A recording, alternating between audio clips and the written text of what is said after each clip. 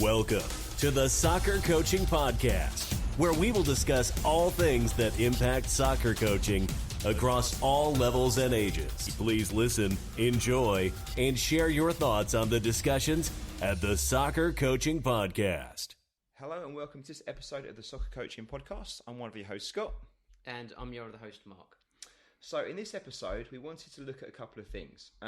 One was the challenge of moving from playing football to the world of coaching, and also looking at how your coaching principles and practice can change over time with the experience and kind of going through the process. So I'm delighted to say, to help us, we've got a close friend and a fellow coach, Mr. James Brooks. Hello, James. Hello. We've wheeled James in because, well, I'll let James tell you. So you hurt your leg, James, right? Yeah, made the now not so wise decision to go back and play a bit of vets football. First game in a while, and managed to last 89 and a half minutes, which I wasn't expecting to get to anyway. Yeah. And then, unfortunately, fairly innocuous tackle, and I'm ended up sat here now, full leg brace, potential ACL injury. Doesn't look great, I'm going to be honest. It looks like a proper job. Yeah, I can only assume that if you lasted 89 minutes, there were no subs, right? There was one, but it was twice my weight. So I haven't asked you, did you score? Another story for another time. All right. Did you win? No, we lost quite handsomely. I'm going to start asking questions about the football. Well, hopefully you'll get a speedy recovery and it's not as bad as it looks. Yeah, thanks so much for coming in, James, because of I think for this topic, and Mark and I were keen to do it, you'd like the perfect choice for us. So we're very grateful to have you on this episode with us. Maybe just for the listeners at home, a bit of background about your football career and what you've done previously and what you're up to now, and then we'll get into more detail around the two things we want to cover. Yeah, no problem. So in terms of football, I mean, like a number of people, I grew up with football. My dad played football. He himself actually suffered a bad injury, and he went into coaching youth football, but he also did some local scouting for a couple of professional clubs locally in North Wales. As I say, he was heavily involved, and therefore it was a natural evolution that I'd be heavily involved. So, again, played a lot of football in North Wales, Welsh League football up there, and moved to London when I was 25. Became involved again with a number of non-league, semi-professional clubs in the area. Played up until I was 38.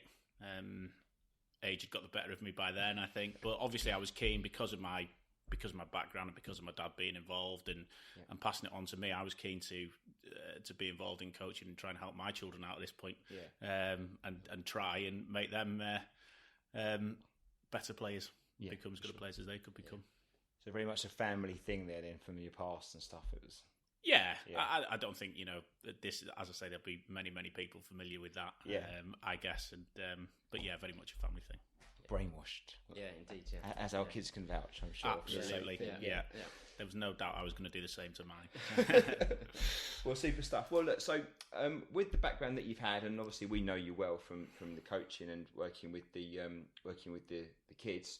I guess the first question is, what's it like when you make that move from being a player into coaching, and like what were your initial thoughts when you first started coaching, and when did you start coaching, and what age group was it, and where was your mindset at that time with what you'd be like as a coach and your principles towards kind of how you'd manage the team and coach the team?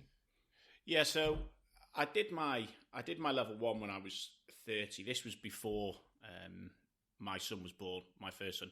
I didn't know I was having a boy at that point, so I didn't know if I'd be coaching my own children or not, but I wanted to be involved in coaching when I finished playing football. I think if I look back now, what was my reason, my rationale for doing that? Well, I've always just wanted to be involved in football. Yeah. And coaching felt to me like the second best, if you like. If you're no longer playing football, then you coach. So I did my level 1 at 30 with an eye on the future. I think my rationale and my reasoning as well then was that I wanted to run a team, a kids team, and manage a team. At the time, it potentially could have been an adult team as well. But I wanted to win things. I wanted to have a group of kids, I guess, that I could have taken on and passed on some of my experience to, but also moulded and shaped into becoming a really good side, playing football the way I like football to be played, and ultimately winning things. Yep. How much do you think when you first started coaching, or even before you first took that first ever session with the players that you had, you were influenced by your own coaching, your own playing experience, and how you were coached? Massively. So even if I think back to kids football, when I played, it was 11-a-side. So 5-a-side, 7-a-side, 9-a-side didn't exist. You went in at 11-a-side, and it was about winning football matches. There was no equal playing time. Coaches were vocal. There was niggle and needle between parents on the sidelines. Nothing. I'm pleased to say I don't remember anything that had gone over the line, but you would always see who could cheer the loudest type thing when a goal was scored. So it was very much results driven. And of course, when you go into adult football and you play adult football, it is results driven, and it is about getting the win at the end of the day. So, I think if you're immersed in that, in whatever level it's at, then that becomes almost a second nature, if you like. Yeah. I think like when I look back to when I was playing as a youngster, and I look at now when I'm coaching the players. I think one thing that really stands out for me is like the facilities, right? The facilities that the kids get to use and see now, compared to what we had when we were younger, it's pretty amazing. I remember like the goals. We never had goals. We just literally had cones, the old street cones that someone had stopped on the way along, probably picked up the roadwork. The roadworks. Yeah, picked them up, put them in the boot, and that they were our goals basically. Or using the swings in the park as the goals, weren't you? Exactly. There was no AstroTurfs or 3Gs or 4Gs. There was just literally on the grass, and most of the time there wasn't any grass. I think when I was growing up, the best players that we had were wingers, because simply everyone said get the ball out wide because there was no grass down the middle. So. Well, I think that was the same, not just the grassroots. I mean, even at the academy level, the facilities going back maybe 10 plus years weren't great, were they? And that is the biggest single change that's happened. Is the resources and that's available now. But I think obviously that's a big thing. But I think of one of the big points really is that, like when we were younger, I used to kick it around in the street. Like in school holidays, we'd be kicking it outside for probably 6 hours, 7 hours, right? Just playing with mates. That genuine free play, just exactly. playing. Cars would get like.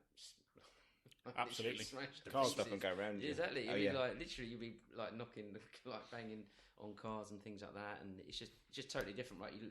As like everyone talks about now, you've lost that environment, and we try and recreate it in training by having free play and things like that, but you never truly kind of create that kind of. James, I'm keen to know then, because and you were still playing at the time when you first started coaching a team then, in 30 and stuff. Did you level 1? So I guess firstly, what was level 1 like, and did you feel it prepared you for what you needed to know at the time?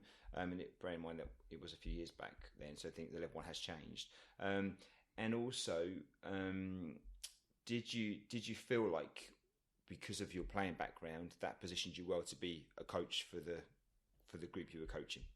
Did you feel at the time that you were? Good questions. Very good questions, yeah. So level 1, if I think back now, it was when I did it, it was very drill based and how to deliver drills. It didn't speak about the theory of the coaching as I've become more used to lately, but it was very drill based, and I'm thinking back, we had to put a session on, but it was actually not so much around the age group that you were maybe trying to deliver to. It wasn't so much around how you would position things for taking sections of the game and bringing those to life. Yeah. It was simply what I would call, from memory, an open drill. So it might be, a shooting drill, but not a specific shooting drill. It was just very generic, it seemed, from memory. So I think it helped me in terms of preparing me to deliver, but it probably didn't help me in terms of what I was going to deliver. Yeah. And the second question, So that was the level one, and the second one, I wondered like how much you felt prepared for coaching the age group you were coaching, given your own background in playing. Whether you kind of went in thinking, you know what, I know this because I've been coached, and you know what you liked when you were playing, probably as a player, and what worked well with you with the coaches that managed you. And I wondered if that gave you the confidence to go and think I can do this because of that experience, and did that pan out as you would have thought? Yeah. So, it's funny, and I've had a number of conversations with people over the years. Can you be a good coach, and can you be an effective coach if you've not really been involved in football before, to any certain degree? And I guess maybe 15 years ago my answer would have been, well, no. And although obviously I think you need to be a football fan, you need to be interested in football, and you need to have a love for the game. But in terms of preparing me for when I went into coaching, I went in thinking, right, this is what I'm going to do. I'm going to get the boys to play in a certain way. I'm going to get them to play in a certain shape. I'm going to be able to identify what positions they play in early on, because I've got an eye for this, because I think I know my football. The reality is, when I took over the team, and they were what we would call in our club a B team, ability-wise. Yeah. These guys were struggling to kick a ball properly at the time. Yeah. These guys were struggling to understand anything about the game. What ways you take them on? Under sevens when I first took them on. Okay. Under six, I beg your pardon. Okay. Under six. Yeah. So they were at the very beginning of their football journey. Yeah. And it quickly occurred to me that actually a lot of what I had learned through playing and being involved in football didn't translate to what I was trying to do with this group of boys now. So I very quickly had to reassess my approach. They weren't going to play. If I look back now and I think of some of the things I was trying to do with them at under seven, I cringe. Yeah. Patterns of play. There was just no room for it, and I'd end up getting frustrated because they weren't doing what I wanted them to do, and that was a huge missing in my ability to coach when I first went into it. Yeah. And I think that's probably not a criticism at all, because going from playing at 30 years old, and all that stuff, it was a long time since you were 6'7" being coached, and when you were 6'7" being coached, it'd been very different anyway, wouldn't it? It was very different, yeah. And I'm not trying to criticise the FA here by any stretch of imagination, but I just wonder whether or not that's something that was part of the problem back then. Yeah. And you kind of feel like you go into this thing prepared, got my level one, got a lot of experience, know what I'm doing, and actually you run into a wall when you've got a bunch of 6, 7, 8, 9, 10-year-old kids that aren't quite where you thought they're going to be. I think that's only changed recently, right? With the courses, both level 1, level 2, and thereafter. I think even when I'd done my level 1, I think it was still probably similar to yours. It was very drill based. There wasn't a lot around philosophy and age-related type practices. Yeah. So I think it's definitely changing. It's changed, but I think I would say it's only fairly recently that's changed. And also, I think probably years ago, right, there probably wasn't all of these different podcasts out there, these different kind of articles you can read on through Twitter and things like that. Absolutely, it's just totally different, right? I talked to my dad about it now, who, as I say, ran junior league teams, as we call it at the time there, and he had none of the literature or the support. Yeah. Yeah. It literally was back in those days. You'd try and error. You'd have a chat with someone at five-a-side or something. Do you fancy managing a team? And he did it because of his love for football. Yeah. But there was no support from. I mean, it would have been the Welsh FA, but there was nothing.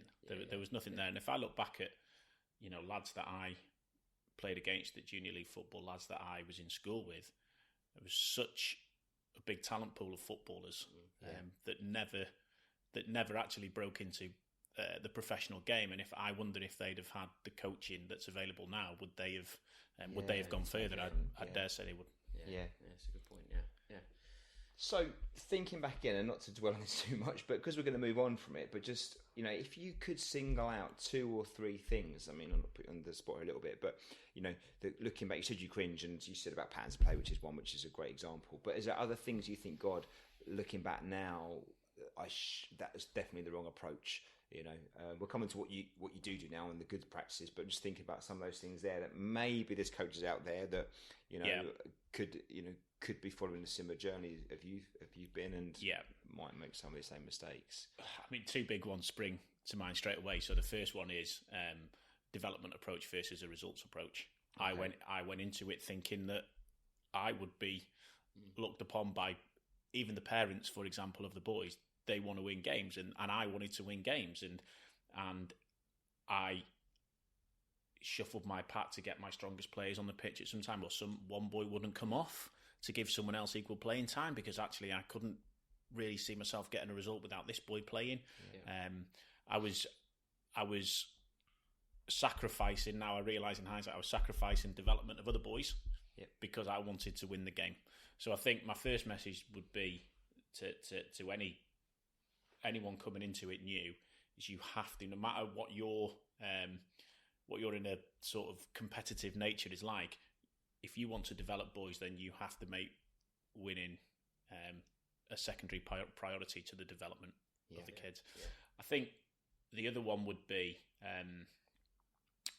is, and I know you want to speak about environment, but I look back now and I would get frustrated with the boys because they wouldn't be doing what I wanted to do. They'd make mistakes. I'd get frustrated. I was never a kick water bottles on the sideline type of coach, but I would get cross. And I've had a couple of scenarios going back 7 or 8 years where the boys have played badly and been beaten in a game that we really needed to win. And my talk at the end would be, boys, I'm too disappointed to have a proper conversation now. Let's talk about it in training next week. And left it at that. And again, it's a learning journey, but if I look back, it's a little bit cringeworthy, if I'm perfectly honest. Yeah. So I think certainly those things create the environment to give boys the confidence and the enjoyment to go out and express themselves and not have any fear that they're going to get shouted at if they make a mistake. Yeah. And the second one is just make sure that we're not saying you don't want to win. Everyone wants to win games, but it can't be at the expense of the developmental approach. Yeah. I think that's two very honest answers, James. And for sure. The reality of this is, unfortunately, not uncommon at all, is it? And I think we've all been there. Yeah, so it's not like and it's probably true that it's not about not feeling that way. It's just how well you can try and manage it, because we're competitive, right? And we said it before that winning is not the problem. The challenge for us as coaches is trying to not get too up on the result that we compromise on the development of the players. Yeah, absolutely. Yeah. And I think it's difficult when you're a player and you played at a good level. When you're a player, it's all about winning. It doesn't if you play well and win, then brilliant. If you don't play well and win, then brilliant. Do you know what I mean? It's all about winning. And then you've got to change your mindset. So all of a sudden you're now coaching, and it's still football. It's kids football, but it's still football. Yeah. And you've got to start thinking and changing that mindset from actually winning. We still want to win games, but we actually want the boys to play nicely. We want to develop the boys. So it must be quite hard. You must have to go through a process to kind of get there. Yeah, and I think because you weren't coaching, obviously you didn't go and coach at the level you left age-wise, did you? So you've kind of played at a certain age and level, and then you've kind of coached, obviously, kids who are starting off in their football journey. So exactly, it's a different game. In yeah. I think one thing that was maybe an advantage and a disadvantage for us is that when I first started coaching with our club, the club was in its infancy. Yep. There was nowhere near as many teams, but there was nowhere near as many like-minded coaches. And I looked at these guys and I thought, well, I'll do it your way. Of course, yeah. And, if I look at us now where we are as a club, and we've got you guys on board doing all this stuff in terms of the coaching, has taken me on that journey as well, because it's not just the kids that are learning. I've learned as much as any of the boys, and I think we've developed a culture within the club now where most of us, particularly at 5 to 11, for example, are doing things the right way. Yeah, and that certainly helps as well. You have to get that right culture in the club that you're coaching in, I think. Yeah, for Good sure. Points. Yeah, Good points. Absolutely. Yeah, I think just one question actually. So we spoke a lot about results against versus development on the podcast in the past, and I've had the kind of privilege to watch your boys play a few times, and some of the football is pretty amazing for an under 10s team. How do you kind of manage a match whereby you're playing against a team that are maybe they're physically strong? It's not for them. It's not about development. It's about the result. You kind of go about the way what you do. how do you kind of manage that if they're winning kind of thing? And how do you kind of translate your views to the boys in that kind of situation? Because it's very easy. You could go back to actually we're stop kicking the ball on. We're going to do what they're going to do. How do you kind of deal with that kind of situation? Well, it's not easy. Yeah, I'll be honest. If you've got an opposition coach on the touchline who is very vocal, who is shouting loud, they're at his boys, who is maybe trying to shout at the referee, then your natural reaction is to want to compete with them. And I've had to teach myself, actually, just focus on your boys, ignore everything else, and ensure that I keep the learning environment for them. So we've got our principles. We will always play out from the back. We will always play set pieces into feet. Throw-ins will always go into feet. We'll never get into what I would call any of the bad practices. And my message to the boys on a match day is, it's always about enjoyment. Yep. It's always about, and I always say to them, if you go out there and you play football and express yourselves to the best of your abilities, if you put the effort in, then no one can have any complaints with you regardless of the result. You already won. But I do think if you go out there and put the effort in, then you will win this match. Yeah, so as well. I just want to make them, we've come up against some good teams and that might not be the case. Yeah. But I want to make them feel that there is no pressure on them. Yeah. There is no expectation on them, that I'm not it's not a test for them or exam. I already know that they're good players. Boys, you go out there and you express yourselves and you enjoy yourselves and you play with confidence. And if you do that, well, no one's going to criticise you anyway. But if you do that, no one will have any excuse or any reason to say anything other than well done to you, regardless of what the result is. Yeah. So would you say that's about focusing on the process more than the outcome? Focus on what you want or what the players could be doing out there rather than actually worrying about the result? Oh, 100%. Yeah, 100%. Look, the result will come, right? The result will... look, in football, sometimes you don't get the result. I get that. But in general, in kids' football, if you are the team with the most ability, but mostly the hardest working team, and the team enjoying yourselves and the team playing with confidence, common thing that comes up, isn't it? You'll win the game, won't you? So yeah, it's not rocket science, is it? Really? Yeah, it's not. But it's amazing how that does get lost quite a lot. And sometimes, you especially when you watch it or you observe opposition coaches, and I think we try and do things the right way. I think we don't always get it right. We definitely try. When you see other coaches that, with all respect, aren't doing it the right way, and it's pretty clear, you wonder why they can't see it, and you wonder why they can't see the consequence of their actions. But they just can't, and maybe some of the reasons that we've been through previously, where they maybe work in a club that's a bit more blinkered and haven't had the opportunity to kind of see better practice or don't buy into the benefits of it just yet. So it's not about pointing the fingers at people. It's just about trying to make people aware that there's another way of doing things that may be more positive for them as a coach, but also for their players. I agree. Yeah. And I think if I can just interrupt there, sorry for 1 second. It's just a change of mindset and a change of outlook. And as I say, when I came into it, I wanted to win. But why did I want to win? Did I want to win for the boys? No, I wanted to win for me because I wanted to be able to say, "Yeah, we won today," and therefore that makes me a better coach than that guy stood over there. And it's ridiculous. Yeah. What will make me a better coach than him is by developing the boys I'm working with to become much better footballers, or to become the best that they can. Yeah. Versus the methods that he would employ, for example. Yeah. And there's a million and one other things that go in that, creating the right environment, etc., etc. But I've completely readjusted my mindset. Yeah. What makes me proud now is by seeing how much the boys have developed and how much they've come on as footballers, regardless of the results that happen on the pitch. Yeah, I think that's very, really, really good points. So just a question actually for both of you. I know you might be able to help me out here. So Sunday's game, my team, we've had a fantastic second phase. So I think we've explained before, our league is broken out to two phases. So phase one is September or October to December, and then phase two is January to kind of April. So our phase one was okay. Our phase two has been very, very good, and the boys have played some really good football, and they've worked really hard. Now, Sunday's game, we come up against a team that we'd played previously, and they'd beaten us previously, so we knew it was going to be a kind of tough game. for probably the first time this phase, we didn't kind of perform to the level that we would normally perform at. And we certainly weren't the hardest working team, which is one thing that always kind of reinforce: be the hardest working team, be the best that you can be today, kind of thing. So we weren't the hardest working team. So I kind of found I was kind of quite frustrated by that point. And it got to the end of the game, and the opposition were very good. To be fair, they played very well, and I congratulated their players and their manager actually, because they were, or their coach, they were very good. But I kind of, at the end of the game, the parents kind of come over, and we normally do player of the week kind of thing. So I didn't have a player of the week this week because I thought that there was no one kind of work to the hardest they could be.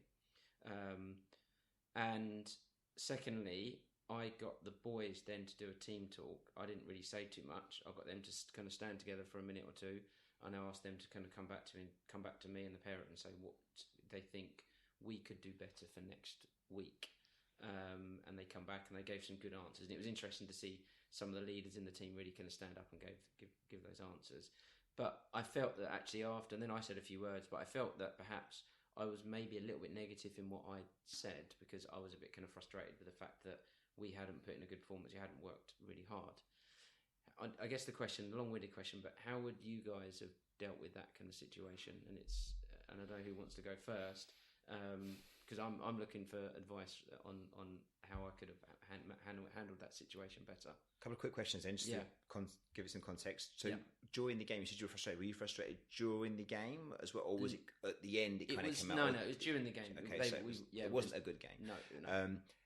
And the reason for not choosing a player or player of the match was the fact that, in your opinion, literally none of the players stood out. At the point that I was doing the team talk, yes. I think in hindsight, I've looked back and I probably was a little bit unfair. Maybe there were one or two boys that did work hard, to be fair.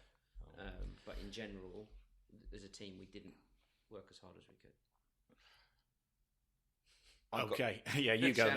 So I totally understand. Look, I think this is probably a thing that every coach faces, a few times through a season, at least, sometimes more than you'd like, probably. So having the team not perform well, I think, look, we watch Premier League games, right? I mean, you're a QPR fan, so you know that a lot, better than most of us. Paid professional football players can have bad weeks, right? And they do this for a living. So I think, and I know you know this, Mark, but looking at a game on its own, either as an individual player or as a collective, I think is a mistake. I'll be honest with you. Yeah. I think if you want to know how your team is performing, you've got to look back at least the last 4 to 6 weeks. Yeah. I think that, and that's I know it's not easy, because in the moment you could, if your team's been outstanding, you can kind of get carried away in the moment, and if your team's been poor, then you kind of almost get carried away. But it's one of these challenges again that you said about James, about trying to kind of manage how you feel inside. Yeah. So I think having that ability to reflect in the moment, going into games thinking, actually, however they do today, even if they're outstanding, I'm going to think about the last 4 or 5 weeks as well, and put it in that context. Because, and I know your team, and I know you got, they're all good boys and they're all good players. And if everyone's had a bit of a flat game, then maybe it's just one of those games. Yeah. It does happen, doesn't it? Doesn't make it any more pleasant to watch or stop the frustration.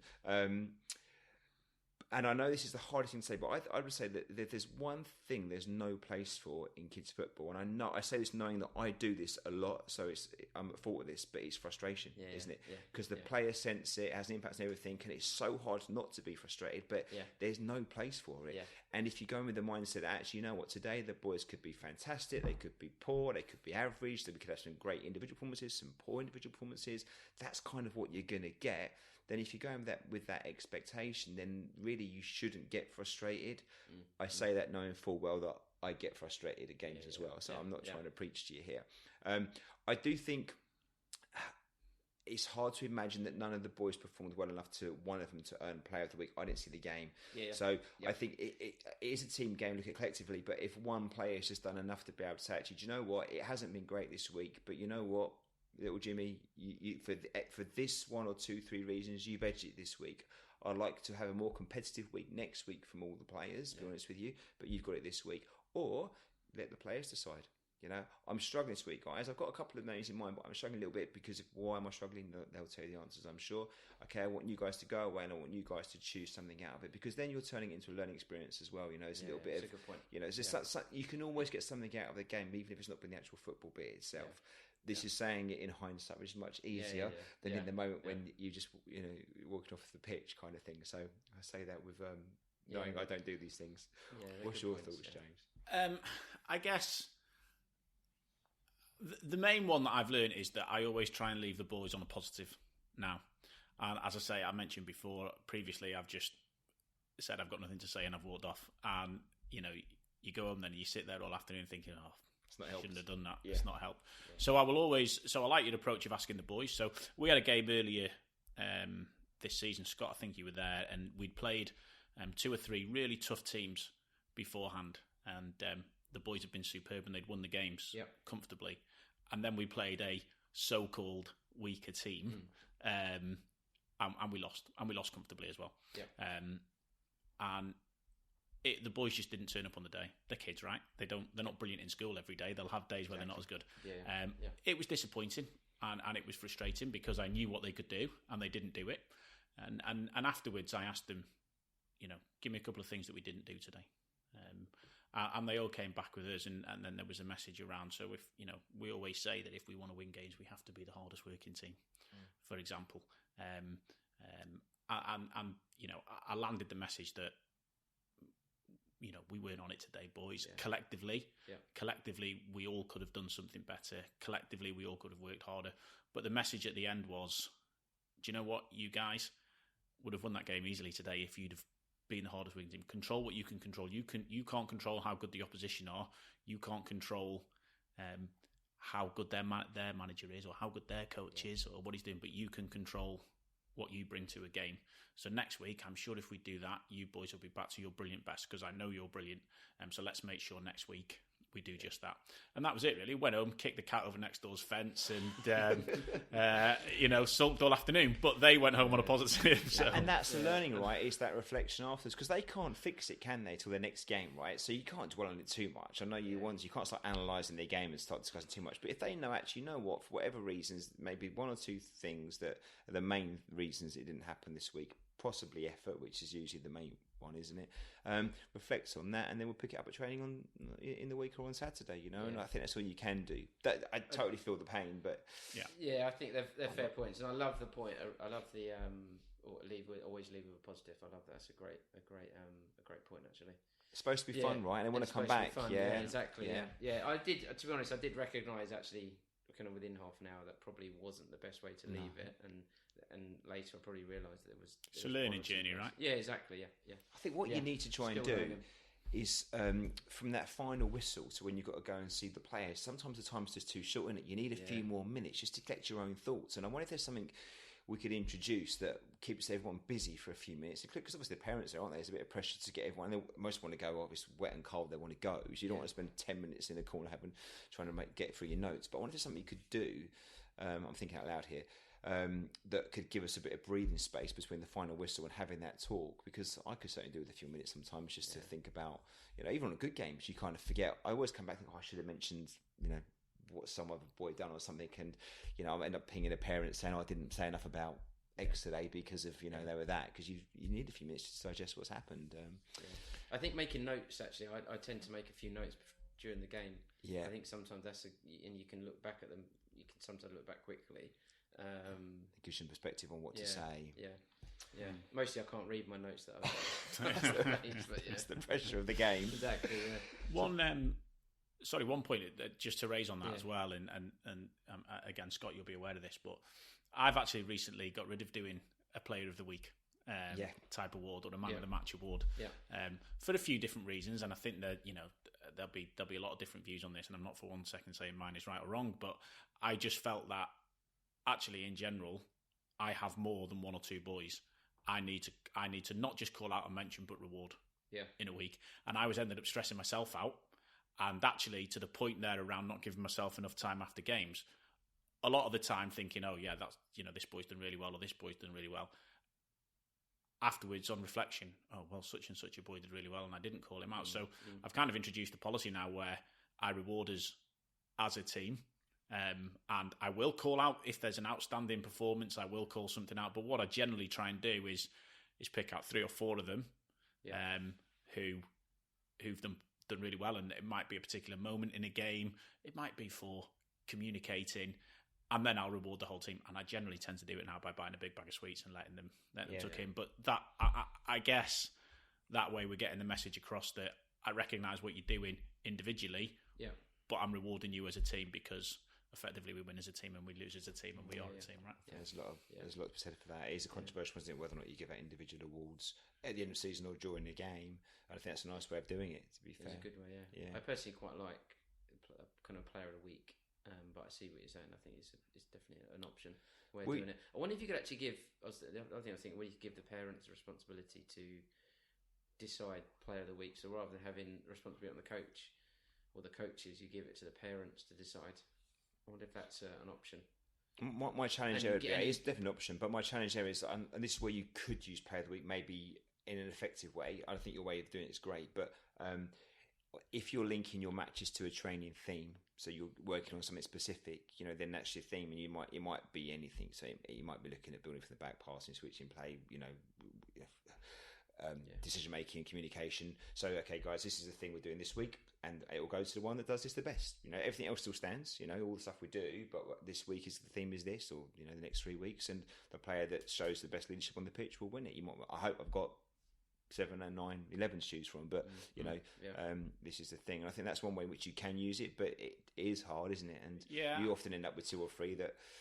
No one often goes out and does the whole game. They have moments where they're really good, then there's a couple moments when they'll slip, and also you miss so much, don't you? You've got one set of eyes, you can miss so much. But I think as well, as coaches, we probably want to look at what's the best solution for our team. I feel this is the best solution for my team. I have, in terms of ability, I've got quite a big range of ability, but even what I would call, don't like using the word, but say my weakest boy is still a very, very good footballer, right? But if I was things they can do well, they're good at exactly. And but if I was giving it to those who showed the best leadership on the pitch, those who worked the hardest, I'll probably be giving it to very similar boys quite a lot, and I don't want to do that. But I guess look, I know my boys inside out on my team, and other coaches will have different ways of approaching it. Who's to say it's right or wrong? Yeah, that's a good point. It's got to be right for the group you've got. Yeah. Back to you, James. Question then. So building on from what we spoke about, so you did highlight a couple of things that you think, actually, looking back, I certainly wouldn't do these things again. So the question is kind of, over your coaching journey then, what's changed? How is your approach, and how is your approach different? What things do you do different now that you weren't doing a few years back, and I guess why? Okay, yeah. So I mentioned before about my mindset and changing what I was, what I'd got into coaching for, if you like. That whole results approach versus development. So that's completely shifted. And once I think you as a coach can change that mindset, then it just leads on to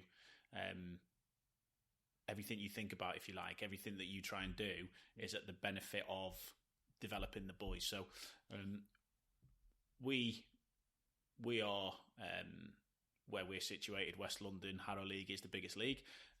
I coached in different age groups in that league for a number of years, and it's very competitive, and I wanted to win games, and opposition coaches wanted to win games, and it almost became a battle of the coaches rather than actually boys going out onto the pitch and enjoying themselves and expressing themselves. And as my mindset shifted, I became more and more unhappy with that league. Now, there were, I guess, 2 different factors to that. The approach of the team to the coach's approach, and it all being about the results approach, but also, I guess, the environment in which the boys were playing created by parents, and we've seen some pretty unsavoury behaviour and incidents from parents.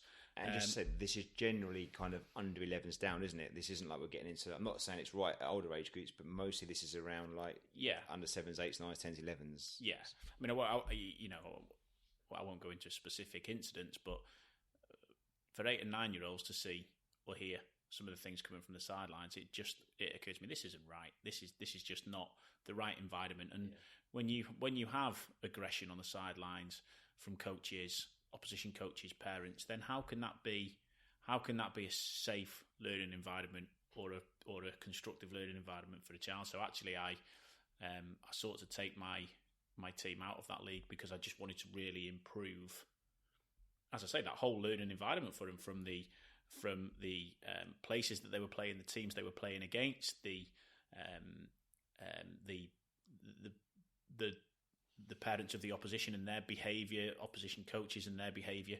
And we changed leagues, and we've gone to a less competitive league. And I think it summed up the approach of the prior league when I spoke to some of the coaches in there, and their first reaction was, "Yeah, but the boys won't develop because it's not as competitive." And my answer to that was, "Yeah, but I'll make it competitive for them because I will set them individual challenges, I will set them restrictions, I will set them focuses and tasks to work on, and I will manage the game." James, so what we'll do quickly then, so because I think the points there are going to be the valuable points people are listening about the things you've actually done, so we'll come back to that. But it's interesting what you said about other coaches saying, actually, you know what, the only way to develop players is to play them in against tough opposition, the best opposition out there. I don't believe that, and I know you don't. Why isn't that correct? Or Michael, you can make why don't you think that's correct? Go on, you go. Because other people won't see that. They won't realise. Well, okay, no. That sounds like it makes sense to me. But there is reasons why that's not correct. What does it force by doing that? So I must say, I'm of the same opinion, but I do believe there needs to be an element of competitiveness. It obviously needs to be controlled, but I think you need to be playing teams that I think kind of maybe push the boys outside their comfort zone in terms of playing football. I think that's to a certain extent how they learn and how they develop. Now, I'm not saying then you need to be playing the best teams every week and it needs to be super competitive, super kind of in your face, that kind of thing.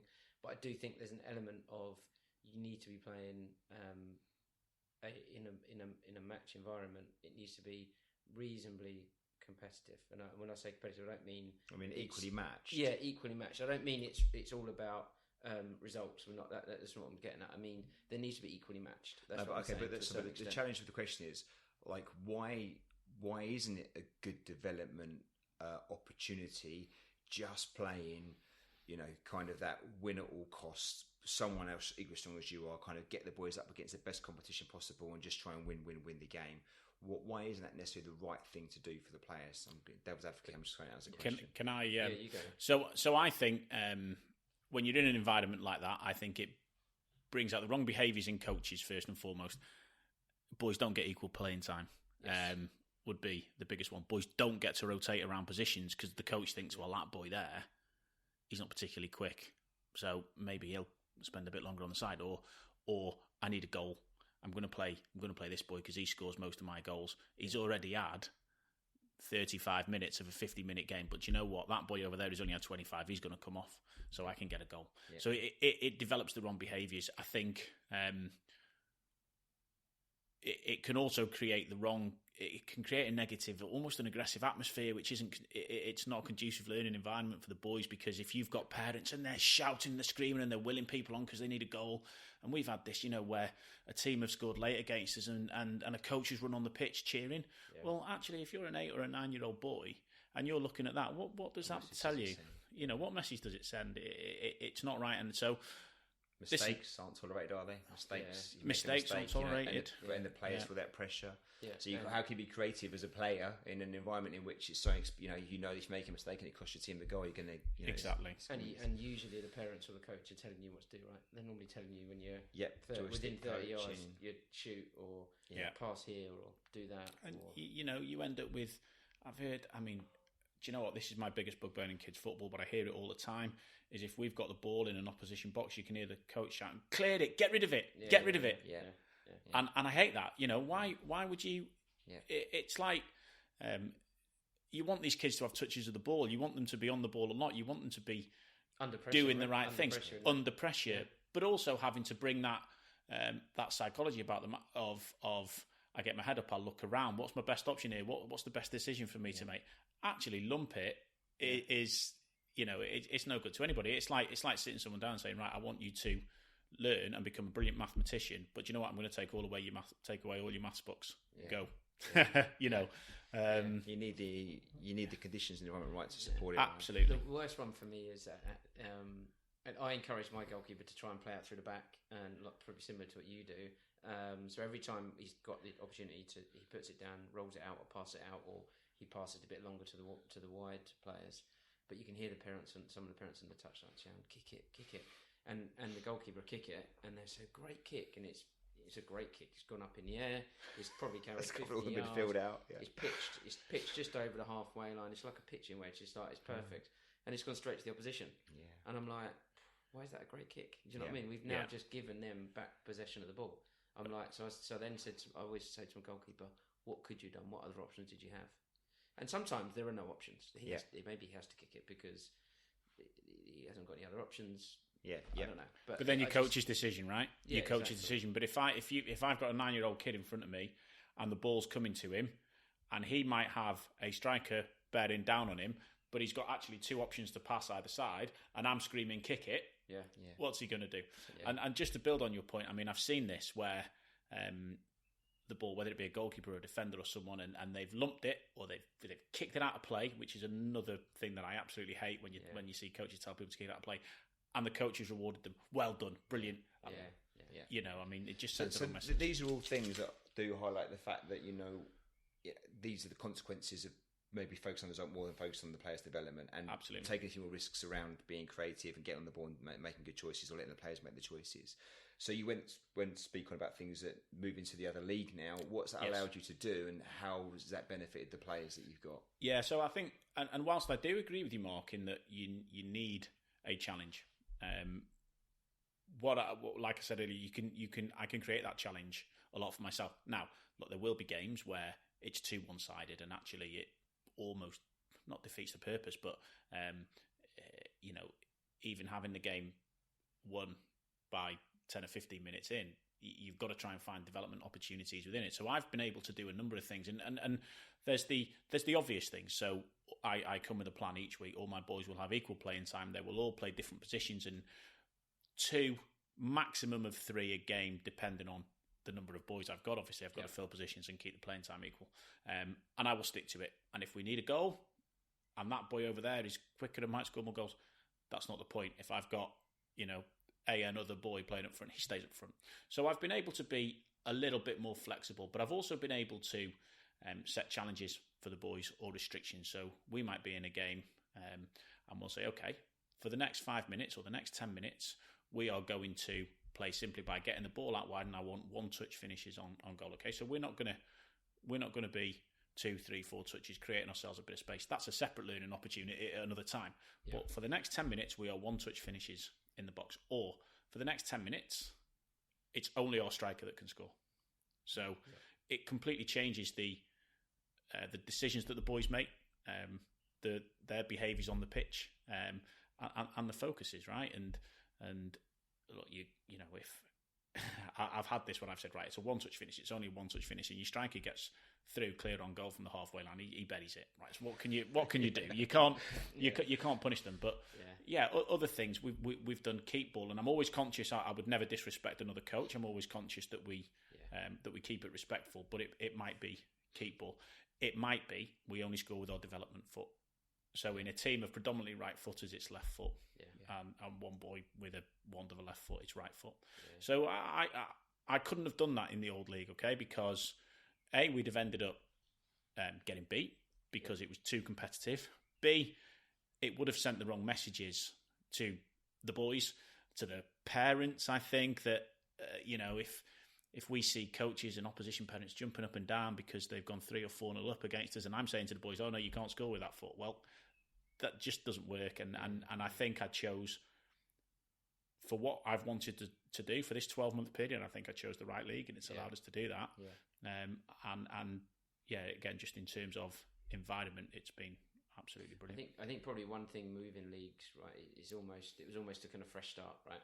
It kind of I think you went through quite a change in the process, changing your philosophy and things like that from one season to the next, or from a couple of seasons ago to now. I think that perhaps changing that league allowed you to kind of have that completely different environment, sell it to the parents. It might have been harder if you'd stayed where you are, where you're playing against local opposition, where you've played them in the past, and it's been very, very competitive. Maybe that would have been quite difficult to do.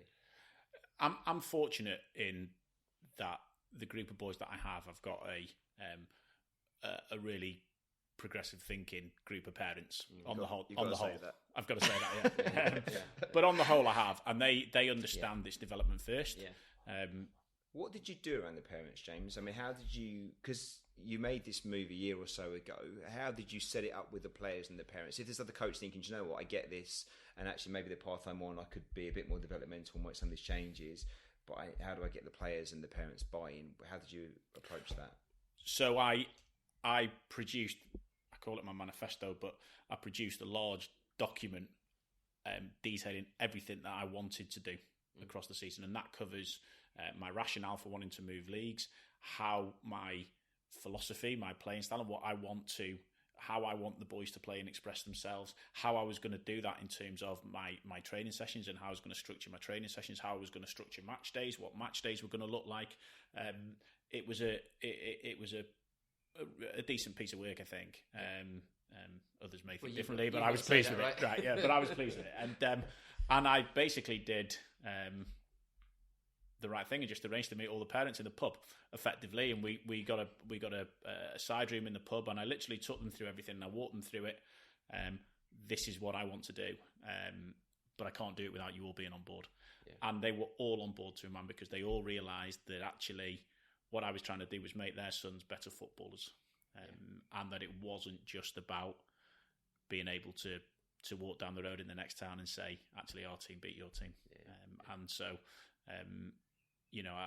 I was quite thorough in it. It was a big step. I was the first team in our club to step outside of the league that we were in. Yeah. And I had to convince the club to do it as well. Thanks for the help on that one, Scott.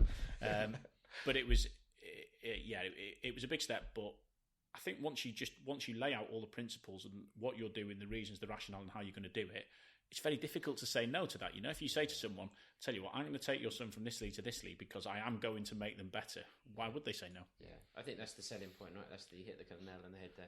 Yeah. What you're doing is in the best interest of their son, and all you really want to do is develop them as a football player, and I guess as a person as well. And that's the key. That's the key kind of selling point. That's it. What about the players? In terms of how they've responded to it, or for how, definitely, but backing up a little bit, how you position them. Because if they had you for a few years going down a certain way with them and a certain environment and a way of approaching it, it was quite a significant change. How did you communicate that to them, or did you feel you needed to? Was it something that was overtly done, or was it just done by osmosis, where you just went through the process of changing your training practices and stuff? Or I think so. Some of this has happened over time. It's not, the change of the league. Yes, okay, we finished one season and we went into a new season. I think my philosophy on coaching and what I've tried to do with the boys has changed over a longer period. And so, certainly the behaviours and the habits I've got now have been honed more over this season. But in terms of getting the boys buying, and I never went through anything such as, calling them all together, sitting them down and telling them this is what we're going to do. But just again, over the course of a few training sessions or a period, telling that we're going to go to a different league. This is why we're going to go to the league. So we're all going to play in different positions, and actually just having a conversation. So why do you think it's important, boys, for us to all play in different positions? Yeah. And they'd come back with the answers, and talking to them around, whether it be on a tactics board or whatever, showing them actually, look, this is what we're going to try and do this season. This is how we're going to play. Yeah. We're not going to take any corners. We're not going to take any corners into the box, deliver them into the box. And everyone goes, oh, but what if, so-and-so can get his head on the end of a ball? How's it going to improve their heading? You know what? I'll tell you what. They're 9 and 10 years old. Yeah. After I've mastered them playing the ball through tight spaces on the floor, we might start putting corners into the box and seeing if we can get ahead on it. But let's do this a bit at a time. Yeah. And so that was the approach of the boys, and they've benefited from it hugely. That's not just my opinion, but speaking to the parents of the boys, but speaking to opposition coaches, etc. Then it's been really positive, and the boys themselves just putting them in the right environment to learn. And I can't stress this enough, is getting that correct learning environment. It starts with you as the coach. Has the benefits just been huge. And my son's in the team, so I can judge it as a parent as well as a coach. Yeah. And I've as I said earlier on the podcast, I've had the kind of privilege of watching your team play, and they played some exceptionally good football. And I know you've had a lot of compliments from other coaches in terms of the football that the boys play. Question for you, I'm going to put you on the spot a little bit. So the philosophy that you've got at the moment, equal game time for everyone, rotating positions, everyone kind of plays different positions, which is definitely the right approach. Do you think you could do that with a team with less ability, so with a B team? Do you think you could be as open in terms of they play all these different positions, we play this philosophy, the way we play, or do you think you would need to be a little bit tighter, a little bit stricter? And again, this is a learning point for me, so this is why I'm asking you, because I kind of have my views, because I run a B team, so I have my views on this, and we've kind of spoken about it before. So I'd be interested to know what your thoughts are. So yes, I absolutely do think you can do that with any team of any ability at any age. Okay.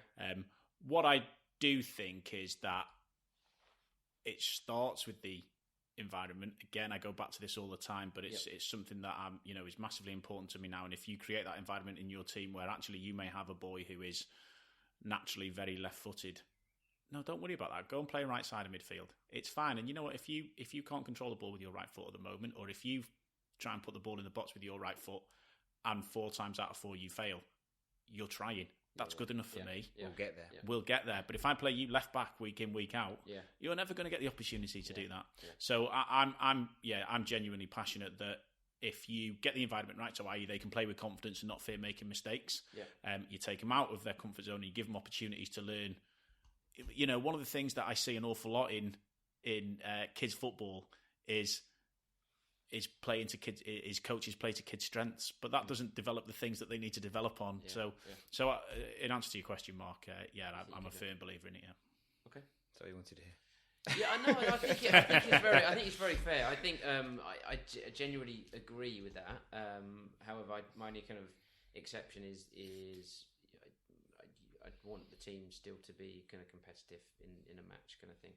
So I think it's a very fair point. Yeah. And I actually think the younger you do it, the better. Actually, I think if you kind of install that under 6s, under 7s, I think it makes life a lot easier as you get older. Particularly around the environment, right? Because if you don't get the environment right from day one, trying to change that later on is hard, isn't it? If you can get the environment right and you've got your principles in place, you know what your values are, and the players and the parents know that and stuff, and if that's right from day one, well, that's a great start, isn't it? Absolutely. We're pushed for time, so a couple of questions, that's all right, James. But so really, I don't know if this is put on the spot as well, but again, so trying to give the coaches or the listeners some takeaway little nuggets. If there was a couple of things you would say, look, if nothing else, do these things. What would they be? And I appreciate that there's 1,000 bits to this puzzle of trying to help players develop to the best they can possibly be. But there was a couple of little golden nuggets. What would you say? And I mean, you said the environment a couple of times, which is fantastic, and I totally agree with that. But if there were specific things that you could say, look, I would strongly say you should do this, this, and this would help the players have a great experience and develop. Yeah. So I think get your mindset straight first as a coach. As a coach, that would be my. If people are fed up with my voice and only take one thing out of this, it is get your mindset right. And if you want to develop, if you're in coaching to develop boys, then that has to be the focus.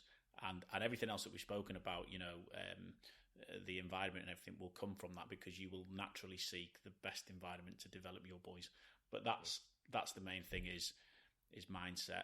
I heard a good thing on that one, actually. I heard someone say, and it seems obvious, but I don't know how often we do this, take a moment to think, what would it be like being coached by you?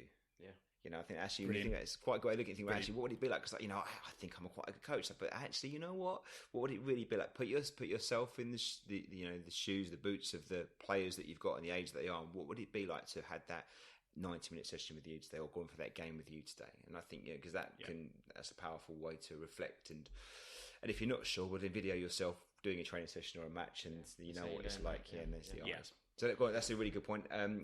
Anything else you think? Yeah, I think look, we've spoken about giving the boys confidence, and we've spoken about a development approach versus results. But the other thing I would really say is get your principles right.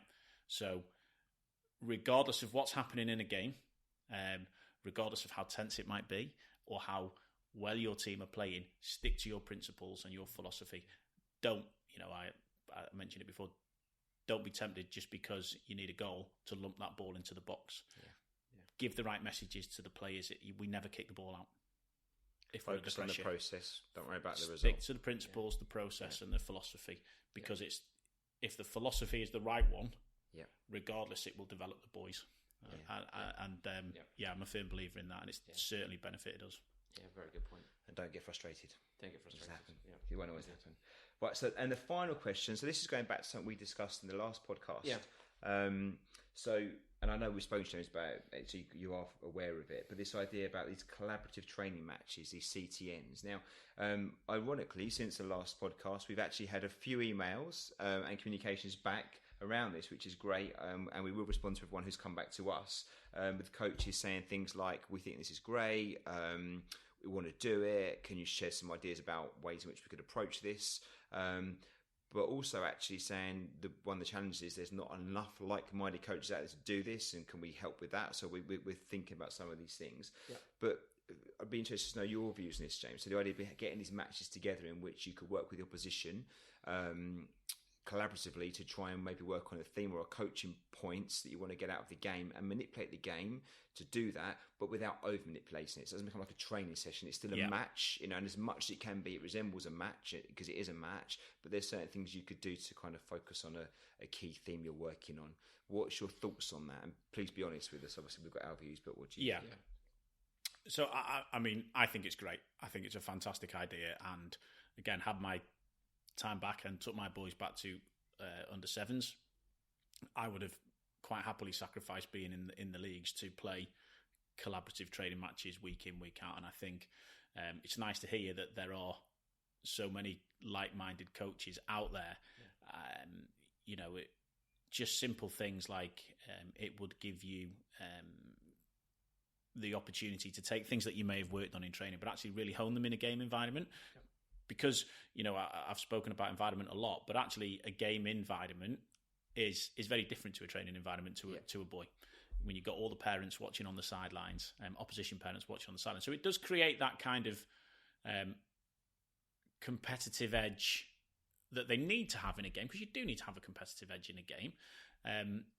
But actually, you agree that focus with the coach, and you could do things like send out the plan for the week ahead to the parents, so the parents actually will turn up and they'll know that why not question why are we doing this or why are we consistently doing that. Actually, this is the theme that we're working on today, and there's no pressure from the sidelines. It allows the boys to express themselves, play with confidence, all the things that we've spoken about. You could, for example, if I'm playing against your team, Mark, and I really want to focus on a specific area of the game, it may be playing in tight spaces. Actually, Mark, can you ask your boys not to retreat from goal kicks this time, because I want my boys to be receiving the ball in under pressure or in tight spaces. We agree that up front. You know what, if my boys try it 3 times and you score from 2 of them, so what? Because no one cares about the result, right? Because everyone knows that we're working on these things, but we're still creating a game environment for the boys to learn in. That's a good example. Or if it wasn't working, you talk to Mark and you said, I'd say, rather than have all your boys press, you can let 1 or 2 have, not have to retreat, so you can create some pressure, but at least you can control that accordingly to give a challenge for your players that helps you generate what you're looking for in that particular match. Yeah, absolutely.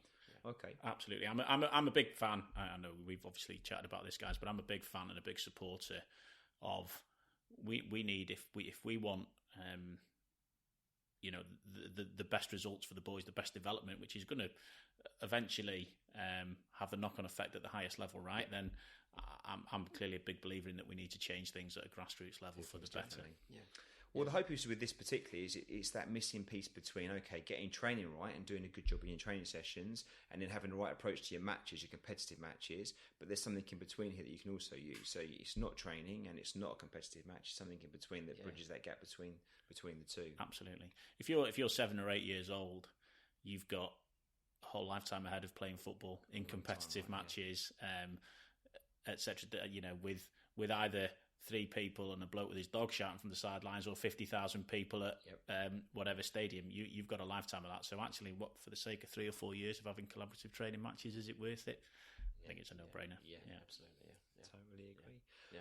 Well, once again we broke our 1 hour rule. We seem to be pretty consistent on that. Mark, any final thoughts? No. I think the only thing I would say is I'd obviously just thank James for coming on today. So I think it's really, really interesting. We know kind of the background, or some of the background of James's team in recent history. So I think it's good for James to share it with people. Hopefully some of the audience can take a lot out of it. But for me, I've certainly taken 1 or 2 things. Leave with a positive note is one thing that I've firmly put on my paper here. So it's learning for me as well. So yeah, good. So it's a good discussion. Yeah, no, thank you very much. It's been really enjoyable. Well, James, again, I think, you've mentioned the environment lots of times. I think that's the key message for all us coaches. Get the environment right. You mentioned about the why. So, why are you doing it as a coach? Letting the players know why you're making these choices. Make sure the parents know why you're doing these things. You mentioned that focus on the process ahead of the results, and that would trigger the outcomes, hopefully, anyway. There's so much stuff in there, and I'm sure the listeners will resonate with a lot of things you said, and either be on a similar journey or gone through a similar journey. So thank you so much. Good luck with the leg. Thanks, guys. All right, thanks everyone. Have a good week, everybody.